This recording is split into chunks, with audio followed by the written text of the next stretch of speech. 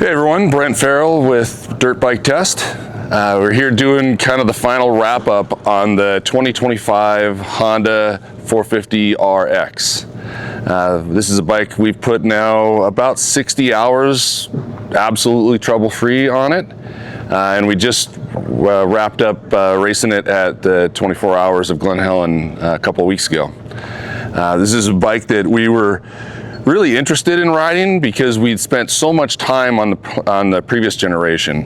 The last one of these that we played around with was a 2023, and we did a ton of work and a lot of time trying to get that bike where we wanted it.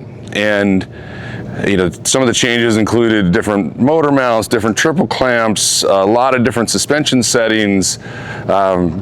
There's probably a number of things I'm not even remembering, but we've played around with a lot, trying to get that bike to just be predictable and kind of a little bit more capable across a wide variety of conditions. And that bike we found worked really well in some areas, and then in others, especially in lower traction areas, you get up in the hills, the dry stuff of Glen Helen, and it was just, I mean, simple, just unpredictable. When we heard about the new generation, we got some of the details on this bike. We were told that they actually stiffened up the chassis, and the general consensus on the previous generation was the chassis was too stiff. That's what we thought. And hearing that it was going to be that much stiffer in any way, I guess was a little concerning, but luckily, we're not the engineers behind these things, because what they changed completely changed the feel of this bike, and it really took it from a bike that felt good in some areas to a bike that really feels great in all areas. They went stiffer, as our understanding, changed some gusseting and brackets and what have you on the frame, and largely, most of which is kind of invisible to the naked eye. But the result was a bike that feels more compliant, feels softer. So it kind of shows you what we know. It's not, sometimes you got to go the other way to go to the direction you need. But the result of this bike was really a huge step forward. And it was a great bike to ride at 24 hours. It worked really, really well in the changing conditions. That gets really rough and slippery and dry, and then you've got rocky sections and moto and, you know, the truck track, you name it. It's got a little bit of everything. So you really need a bike that can perform in all conditions. And every rider on the team got off this bike with a smile on their face, just really constantly complimenting how good it was. We rode the whole race. We changed, I don't know, 3 or 4 air filters, rear wheel, and did not put a wrench on the bike.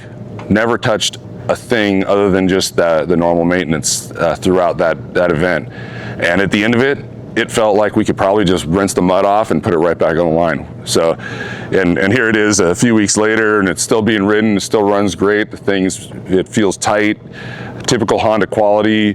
You know, the levers and everything feel good. Nothing's getting loose and rattling around. Ultimately, just really, really impressed with this bike, and just really excited to to see the development, because there was good things about the last generation. It just wasn't quite tied together, and this is the bike where they kind of made all the connections, and it really got a lot of people thinking. Most everybody on our 24-hour team is a 450 rider, and you know, several people were talking about, okay, well, I might need to buy one of these things. They're that good. From I didn't kind of mention it already, but just because the motor isn't dramatically different from the 23, but it's a very strong, very linear motor, easy to ride. It's something that you can lug and you know, but at the same time, it will pull hard. It just, you know, it's kind of just how much do you want to turn the throttle. You know, it's probably the one weakness I would say.